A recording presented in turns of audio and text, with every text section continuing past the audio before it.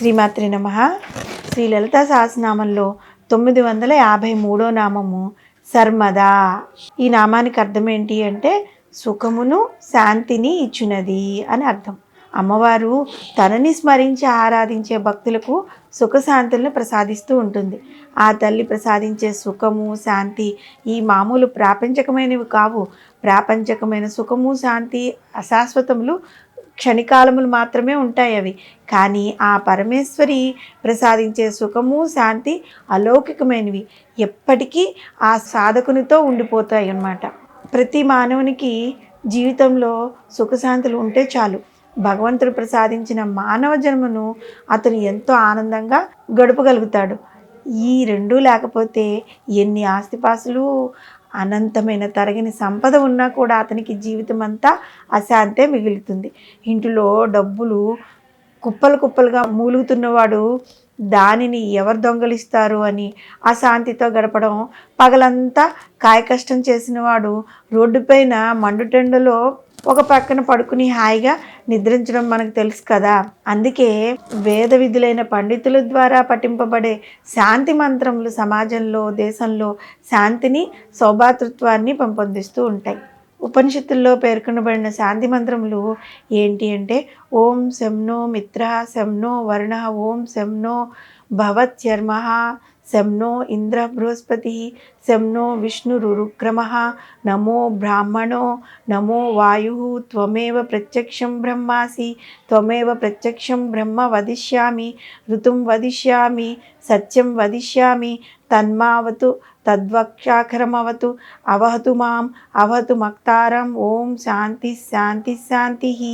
సూర్యుడు, వరుణుడు, యముడు, ఇంద్రుడు, బృహస్పతి, విష్ణువు ఈ మొదలైన దేవతలెల్లరూ మన ఎడల ప్రసన్నమగుదురుగాక. బ్రహ్మజ్ఞానం కలిగిన పండితులకు వందనములు. వాయుదేవునకు వందనం. నీవే ప్రత్యక్ష బ్రహ్మవు.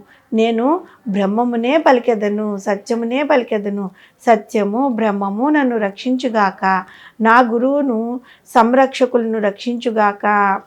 ఓం జౌ శాంతి అంతరిక్షం శాంతి పృథ్వీ శాంతి అపాశాంతి ఔషధాయ శాంతి వనస్పతాయ శాంతి విశ్వదేవా శాంతి బ్రహ్మశాంతి సర్వం శాంతి శాంతిరేవా శాంతి సమాహ శాంతిరేది. ఓం శాంతి శాంతి శాంతి. స్వర్గమునందు, ఆకాశమునందు, అంతరిక్షమునందు, భూమిపైన, జలమునందు, భూమిపై ఉన్న ఔషధులు, వనమూలికలు, సమస్త దేవతల యందు, బ్రహ్మయందు, సర్వజనుల యందు శాంతి నెలకొనుగాక. పంచభూతములైన పృథ్వీవ్యాపస్తేజో వాయుర ఆకాశముల వలన కానీ, బ్రహ్మ మొదలగు దేవతల వలన కానీ అపాయములు సంభవించుకుండుగాక. నా యందు శాంతి నెలకొనుగాక. ఈ శాంతి పాఠములను సమస్త జనులు మేలు కొరకు నిత్యం పఠించేవారు బ్రాహ్మణులు. సుఖం శాంతి కలవారే నిజమైన బ్రాహ్మణులు. వారే తమ నామమును చివర శర్మ అని చెప్పుకోవడానికి అర్హులవుతారు. మనలో ఏ భావాలు నెలకొని ఉంటే సుఖం శాంతి మన మనసులో నెలకొని ఉంటాయో, ఇంద్రియములు ఆవేశానికి లోను కాకుండా ఉంటాయో అటువంటి దానిని శం అని అంటూ ఉంటారు. అటువంటి శమమును ప్రసాదించే జగన్మాతని వసన్యాది వాగ్దేవతలు శర్మదా అనే నామంతో కీర్తించారు. శర్మము అంటే అనంతమైన సుఖము. అటువంటి సుఖమును ప్రతిఫలం అంతులేని ఆనందం. అటువంటి అనంతమైన ఆనందమును ఇవ్వగలిగిన సుఖశాంతులను ప్రసాదించగలిగింది కేవలం ఆ తల్లి మాత్రమే. పరమేశ్వరి ఆరాధన వలన అనంత సుఖస్వరూపమైన బ్రహ్మానంద స్థితిని ఆ భక్తులు పొందగలుగుతారు. మానవునికి కోరికలు ఉన్నంత మాత్రాన అతనికి సుఖం శాంతి ఉండే అవకాశమే ఉండదు.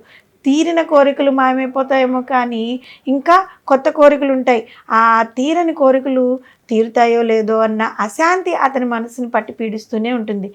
అంటే వాంఛలతో కూడుకున్న మనసులో ఆనందానికి అసలు ఎప్పటికీ చోటే ఉండదన్నమాట.